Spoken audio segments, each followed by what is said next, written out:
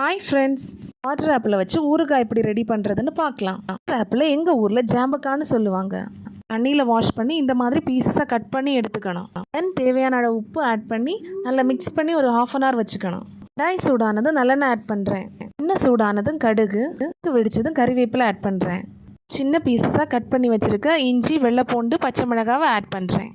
இதோட பச்சை வாசனை போகிறதுக்காக இதை வதக்கிக்கிறேன். தென் தேவையான அளவு வத்தல் மிளகுத்தூள் ஆட் பண்ணுறேன். மஞ்சள் தூள் ஆட் பண்ணுறேன்.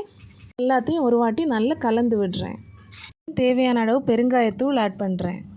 ஏற்கனவே கட் பண்ணி உப்பு போட்டு வச்சுருக்க ஜாம்பக்காய் பீசஸை ஆட் பண்ணுறேன். ஜாம்பக்காய் பீசஸ் மசாலா கூட மிக்ஸ் ஆகிறதுக்காக நல்லா கலந்து விடுறேன். ஜாம்பக்காயில் உப்பு கம்மியாக இருக்கிறதால கொஞ்சமாக உப்பு ஆட் பண்ணுறேன். தண்ணி எதுவும் ஆட் பண்ண வேண்டாம். ஜாம்பக்காயில் இருக்க தண்ணியெல்லாம் ரிலீஸ் ஆகி வந்துட்டுருக்கு. ரொம்ப டேஸ்டியான ஜாம்பக்காய் ஊறுகாய் ரெடி ஆயிடுச்சு.